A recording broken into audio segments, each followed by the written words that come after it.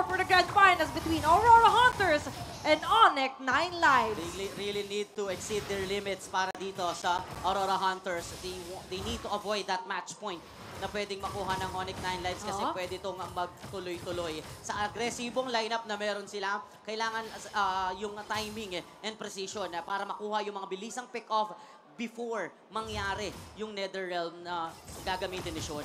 At ngayon, papasok din tayo sa ating Realme Emblem build na kung saan pwede nyo itong gawing inspirasyon kung ayaw nyo gayahin na gayahin sa inyong mga everyday RG. Pero to, balik tayo sa usapan na kung saan naging specialty ng Onyx 9 Lives ang isang Guinevere kasi there was a certain moment or game ng ating regular season na kung saan with just one swift movement from Kaloy, nabaliktad nila into the favor, yung naging laban. Lugi sila, tapos with just one setup, it really changed everything. Yung mga pick-offs na gano'n, yung mga miracle sets na gano'n, talagang posible pagkalaban mo Onyx 9 Lives. Kaya nga, hashtag can kill this.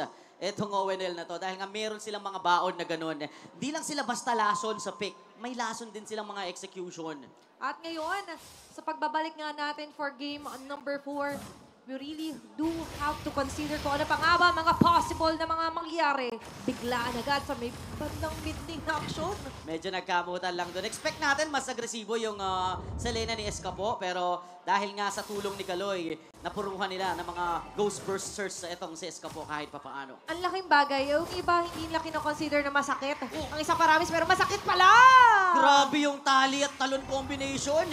Di ba, hindi na naman sila naghihiwalay dito. Early game, expect natin yung mga mid lanes and tanks talaga na sila nagsusuportahan.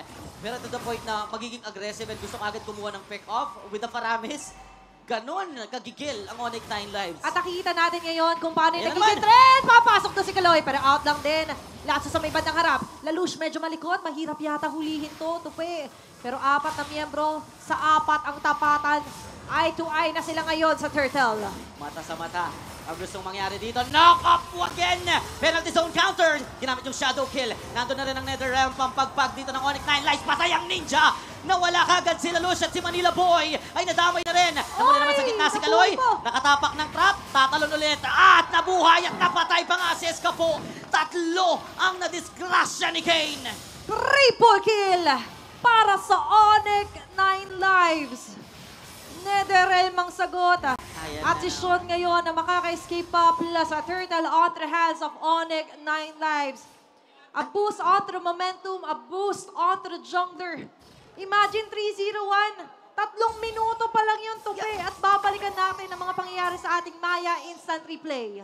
Napakaganda ng channeling of skills doon na netong kupunan ng Onyx 9 Lives. Hindi sila basta nag-all out. Talagang tinatime nila at tinatansya nila yung binabato rin ng Aurora Hunters. Mantakin mo, Athena, ang daming nangyari kanina.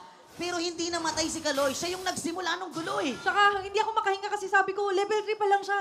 Wala pa siyang ulti. Wala pa. Diba, halos mamatay siya. Tapos pagka level 4 niya, pinap niya, kaso wala mga naabutan. Ang importante para sa kanya, ma-dodge niya yung ilan sa mga binabato sa kanila ng Aurora Hunters. But as we've mentioned, babalik tayo dito sa isa sa susi pang neutralize ang sitwasyon ng Onyx 9 Lives.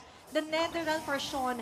Kahit magkaroon pa ng magandang shadow kill dito si Lalush, pagkababa niya, dun siya madadali. At nangyari na nga yun dito. Nangyari na nga yun. Well-utilized the Netherrealm for assist. Perfecto. Diba, yung kanyang utility doon sa first clash natin. That means talaga alam nila kung paano i-pull off, paano i-time, orasan, tansyahin ang kanilang magiging Netherrealm. Unstoppable force. Ay, ang layo nun ah! Ang layo ng narating, umuwi hanggang Pampanga. Doon si Manila Boy, kaya lang pinalikan siya ng bomba ni Nosha. Siya pa mismo ang napatumba. Hindi pa tapos. Magkikita sila doon sa may bush. Kaloy, mapupuruhan, shadow kill, bitin. Yung damage blade surge, tumama bang counter ng ONL. Pero hindi nila nadatnan doon sila Lush. Atoms ngayon ay tinitingnan ng Onyx 9 Lives. Pwede siya idag dito ni Kane! Washing, Atoms. Siya yung tinitingnan. Tatalon si Kaloy. Pero nagkamali, piso buhay. Hahabulin. Escapo. Hindi tumama yung pana. Nag-flicker. Ako po. Hindi niya naabutan. Merong bawi pero nandoon pa rin. Nakatapak ng nais. Penalty zone bang counter. Sino siyang napagitna. Hahagis yung kabayo. Pinalipad. Lanso hindi tatama ng pana. Nakatabay lang sa likuran. Itong si Sean. At kakalma ang tensyon sa magkabilang kupunan. That was the risk na willing i-take ng Aurora Hunters as long as maabot nga nila dito si Nosha at si Kaloy. At tandem nyo pala yung kanina pa namin hindi maabot. Pero ngayon sa may bandang likod, Manila Boy may binabalak na masama. Pinapalipad dito si Sean pero may Purify. nagagamitin at sa pagtulong ni Lansu, hindi rin napilit ng Hunters ang kill na gusto na naman nilang mangyari. At ngayon, balik tayo sa big objective. Second turtle of the game, sinisimulan. Mukhang libre itong makukuha ng Onyx Nightlights if ever man kasi si Lelouch ay magpa-purple buff na muna. Wala sila sa posisyon. Kaya talagang ibibigay na lang nila itong turtle. Ang daming nangyari sa baba. So, I could say na nag-over commit sa baba itong kupunan ng Hunters. Nakakuha na sila ng advantage with those pick-offs dun sa counterplay nila. Pero nag-stay pa rin sila doon at hindi nga nila nakuha yung mga kasunod na kill, lalo na ma-shutdown itong session. And with that, naka-enchanted talisman dito si Sean. So, mas expect natin yung faster CDs here for his skills. And even with that, with naka-BOD na rin dito si Nosha. So, medyo may kate. Hindi nga medyo makate na. Makate na. Yung mga bala niya dito. Kaya speak of which, dito sa may bandang baba tayo, makakita ng pagbasag. First turret destroyed here for Onyx 9 lives at sa baba ito ng Aurora Hunters. Sinasamahan na. Oo, ito na, namumuna ng tension tope. Nagtatago dito sa Green Sanity. Lansu, nakakatugto. Umaangat yung mga balahibo niya sa braso. Sabi niya, promise pre, may tao dyan. Mga O, spider. diba? Sabi sa'yo eh. Uy, yung kabayo na naman yung kanilang gustong paliparin, pero nahuli rin. Etong sila Drin Sanity Blade Surge sa ball si Manila Boy. Napalalim naman si Drin. At sinama na rin. Hindi na nga tumama yung mga bomba ni Nosha, pero dalawa na ang nalinis ng ONL. Kahit saan ka pumunta, pero mo hindi pa nga bumabagsak doon yung mga bullets sa magagaling kay Nosha, pero napatay na agad nila doon sila Drin Santi, even Manila Boy.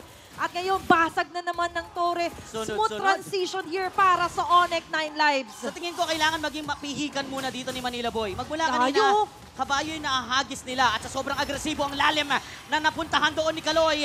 Violet Requiem for immunity. Ejector pops out. Kaloy goes down. Atam sumali na sa teamfight. Ginamit na rin yung NetherRealm. Takbuhan. Karipas ngayon ng Wildcats kasi wala na silang NetherRealm pansagip. Pero nasalubong yung Ninja. Kakashi with a quad shadow. Natakasan ang atake. Penalty zone sa dalawa. Nahuli na bagit si Sean. Tatakbo si Kane. May iwan sa gitna si Nosha. Nakabawi ang Hunters. At ngayon si Lanzo matatanggal na nga lang din. Tatlo, in an instant, ang habol daw ng Aurora Hunters. Ngayon, papantayin nila ang ating kill score. Yung araw hindi matatama, pero ang tatamaan dito ay ang Torre ng Onyx 9 lives sa may bandang gitna. Ang bilis na mga pangyayari, ang bilis ng naging bawi ng Aurora Hunters. Hindi sila nag-aaksaya ng panahon. Talagang dumiretso sila doon para habulin ang mga naghihingalong members ng ONL. And they know that the NetherRealm is no longer available. That's why they forced that team fight. Yun yung pinaka, sabihin na nating tip eh. Yun yung pinaka-advice na mabibigay mo. Pre, walang NetherRealm, wala ring Purify. Walang Purify. Walang takas to eh. Nakita natin na eventually for Aurora Hunters, all they needed to do was to proc that NetherRealm, antayin lang yung magandang form nila in even Drin Sanity. Beautifully executing yung chase down na yun. Yeah. Doon talaga sila nakakuha ng window. Hindi na nga window, pinto para makapasok doon sa Onyx 9 lives. Commendable din yung ginawa ni Lelouch na outplay. Talaga nahuli na siya, pero nakatakas pa rin. Recover naman kaagad ang ginawa ng Onyx 9 lives. Tingnan mo, poste ang kanilang tinrabaho. Yes, almost wipe out kami. Dumiretso sila sa mga split push turrets, sa mga side lanes. Tingnan nyo, nalinis, natroso na nilang lahat. At yun naman yung magiging sagot ng Aurora Hunters. If they're planning to attack onto our side lanes, kahit papaano, iangat din natin yung minion wave natin. But ngayon, naabutan pa rin naman ng Onyx 9 lives para makadepensa doon sa may bandang inner turret nila. Pero ngayon, punta muna tayo sa ating Realme in-game equipment na kung saan, kung match-up lang ang ating mga junglers, oo, medyo lagging behind dito si Lelouch. But the important thing is that hindi na nasundan yung first blood death niya kanina. And now, things are quite looking up na nga ba? Tutuloy na nga ba sila pumantay? Kasi kung kanina, malaki talaga yung gold gap natin in terms of gold and the numbers ngayon. 50-50, 7-7 kill score.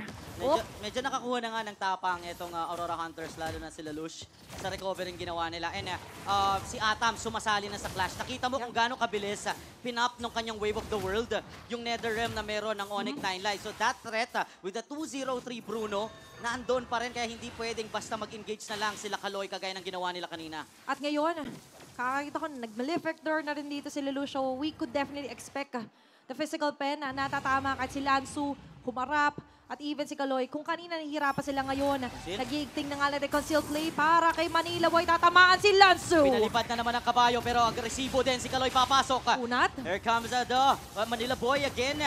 Ay! Atams nakapasok! Patay ang dalawa! Pinagbabato ng bola-bola! Ayun na Tinamaan naman! pa ng pana doon ang tumatakbong si Lansu. That glorious pathway, I thought it was the showstopper, pero biglang umabante ang Hunters. Hindi yun yung finish line. Starting line pala yun para sa Aurora Hunters. Ang Ay! base na naman, Ejector Kane makakaligtas pa ba? Hindi na kasi humagis ang galikod. Ang penalty zone ni Trin at nadamay rin. Doon si Lanzo at si Nosha. Ang multo na lang ni Sean ang natira. Aurora Hunters responding back. Multo, hindi na sila makalaya dun. Biruin mo, in-ejector ka na, hinagisan ka pa na magnet na araw na magagaling dito kay Escapo. And right now, a quick look onto the Lord na makukuha pa dito ng Aurora Hunters. Naka-wishing lantern na rin dito si Escapo, Tope. Masakit na rin ni Ultimo Trap nito. May additional na butterfly para habulin ka. Ayan na naman tayo sa butterfly. At nung kanina, nung inahagis nila ang mga members ng Onyx 9 Lives, nabibitin sa damage. Ngayon, siksik-liglig ang penetration and critical damage ni Atams at ni Lalush. Damage po ba? Ang sagot niya, Tams, yes. Yes. Unstoppable here for Atams. A 505 on to his Bruno. Naka-purify ready na rin to if ever man. Ngayon, ang challenge for Onyx 9 Lives. How do you go if you're Kaloy dun sa pinaka-backline? Abutin si Kaloy, or rather si Atams if you're Kaloy. Tapos naka-purify yung Bruno. Eh pag-apak mo pa lang after the spatial migration, may nakaabang na Escapo May na Escapo. laging Oh. tumatama yung mga pana. Kaya napipilitan sila talaga ngayon na lumikot-likot dito sa mapa. Kailangan mo talagang maging malikot dito kasi pag nakita ka ni Escapo na nakatayo, ikaw yung tatargetin niya. Di ba? At madali na ngayon para sa Hunters na tumalon. Penalty zone and also flicker para kay Insanity. Willing na siyang gawin yun at mag-dive talaga basta mapasama lang si Nosha. All the members of Onyx 9 Lives ngayon has a target painted on their back. Kasi lahat kumukonekta ngayon. Even the connection of Dream Sanity, Escapo. Hindi pa nga natin consider kanina yung sa sobrang balibag na may mag-unstoppable force ejector from Manila Boy, tatamaan bigla ng araw, tapos may Dream Sanity na magdo-double down. Di ba yung mga alley play na gano'n, triple connection. Oo. At ito na pala yung balibaga 2025. Walang Kalea pero meron Johed at saka Terizla. Sa Game 4 pala ito lalabas. 12-7 current kill score natin, Tupe. At ngayon nakikita natin yung strength na experience ni Atams, yung baon niya, yung gusto niyang pagbawi. Oo, Rookie of the Season. Oo, kayo ngayon nakaapak din sa Grand Finals. Pero kami rin naman eh.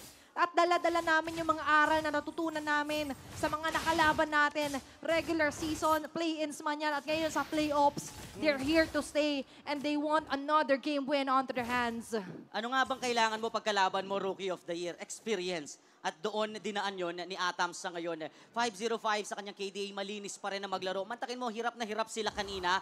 Pero siya pala ay laging ligtas at laging maingat sa kanyang mga ginagawang rotation. And now, sobrang ingat. sobrang na-maximize na siya nitong ni Manila Boy. Kaya nagpe-pay off na yung aggression ni Manila Boy. At naka-Wind of Nature na to. Naka-Wind of Nature pa.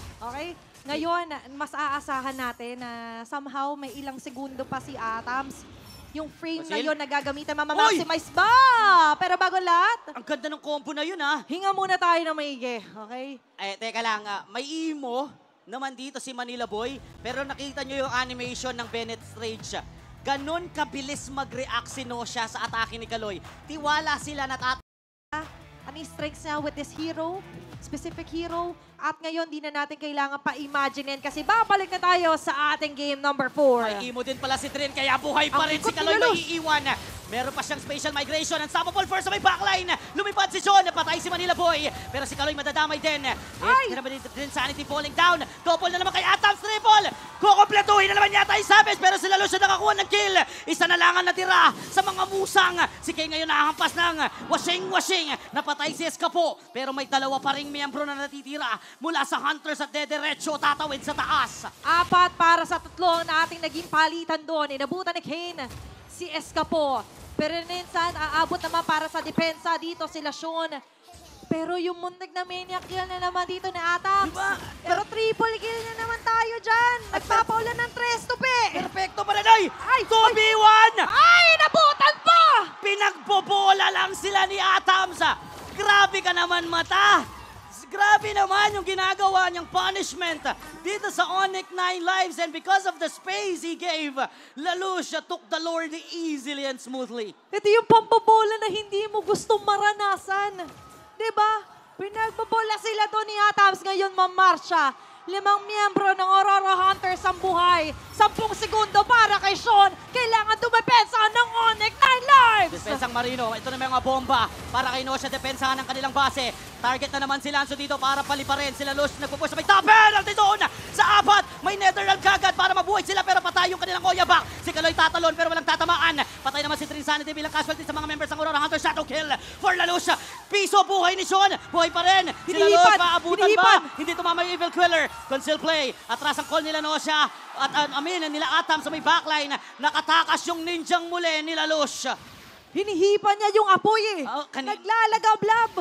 Muntik na siya madali. Dumaan sa bush. The ultimate escape para kay Lalush. Nagbabush siya muna doon kay Lakane. 2 beses niyang ginawa yun. First, nung na-corner siya, nung naghahabol ang Hunters. And then this time, gumamit siya ng shadow kill. At hindi yun nakumpleto. Liwanag naman, panibagong buhay para sa 9 lives makaabante. 16 minutes into the game, lumagpas na tayo sa mga average game time ng ating mga teams. Pero looking at items, unti-unti na nga nakukulayan yung kanilang mga Realme in-game equipment at ngayon para sa Onyx 9 Lives. Nakakahinga sila kahit papano.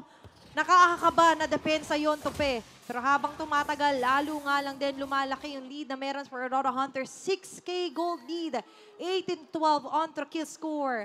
At hindi pa rin po namamatay si Atams. Hindi pa rin namamatay si Atams. Matigas na matigas pa rin yung paa niya dito. That mecha leg is punishing niya. Onyx 9 lives. Positioning-wise, sobrang ganda. Talagang inaalay ni Drin yung sarili niya para lang dito kila Atams. And nauubos na kasi yung Netherrealm dun sa penalty zone pa lang. Tsaka nakita natin, without the Purify itself, sobrang vulnerable. Hatakin na nga lang din. Dalihin sa likod dito ni Sean. And Sean actually has a greater opportunity to pop those Netherrealm. Pero napo-force kasi na ma-proc eh.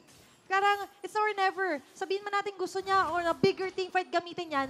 Pero in that kind of situation, it's the survivability of their base turret na yung nakasalalay. Yung base na mismo nila ang talagang kailangan protektahan dito. That survivability, it will depend on their defense, their clearing potential.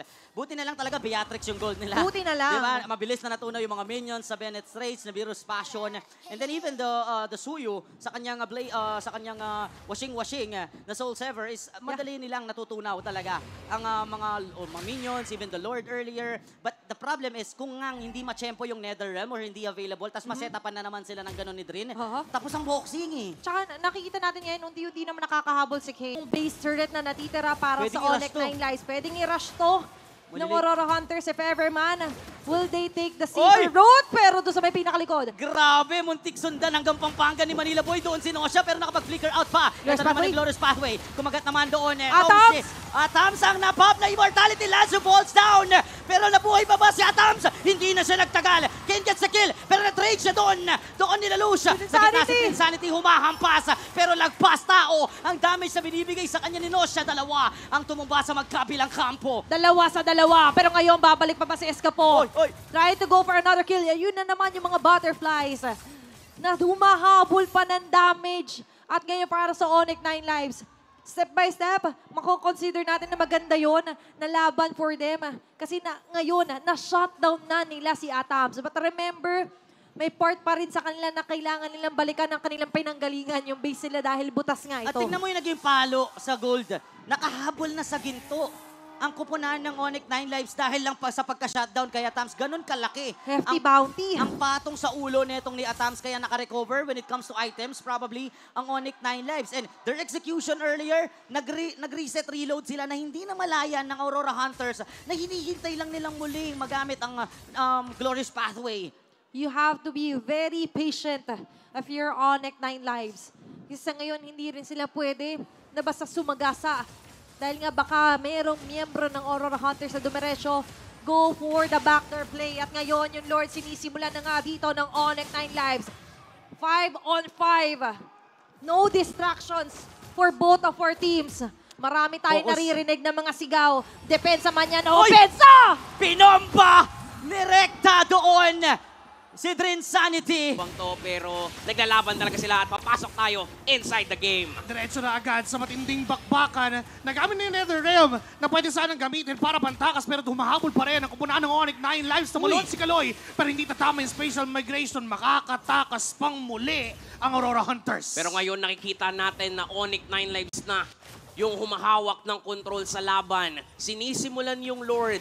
Kulang ng 2 miyembro dito ang Aurora Hunters at tila ba lalaban pa rin pala sila pero nandun na yung Glorious Pathway. Sumusubok, sumili, pero di na talaga papasilipin pa ng Onyx 9 lives ang Aurora Hunters at ang kupunan. Ngayon ang Aurora Hunters ang sumusubok kumuha ng trades at si Lanzo lang ang nakuhang kapalit ng Lord. Nakikita natin kung paanong paulit-ulit naghahanap ng tamang timing dito ang Onyx 9 lives para makuha nila yung control ng laban. Meanwhile, for Aurora Hunters, since kulang sila sa bilang, kulang sila sa miyembro, mahirap talagang mag-take pa ng risk, lalong-lalo na mag-i-spawn na nga yung Lord. And definitely, they want to defend this one para hindi naman yung mga early kills na nakukuha nila, hindi basta mawalang bisa yung nakukuha nilang lead mula pa ng early game. This Lord is way past 18 minutes. So, ibig sabihin, Evolved Lord to. Pag sinamahan ng kupunan ng Onyx 9 lives to, maaaring ito na ang katapusan ng laro. Pero handa din naman ang Aurora Hunters. Mukhang sasalubungin nila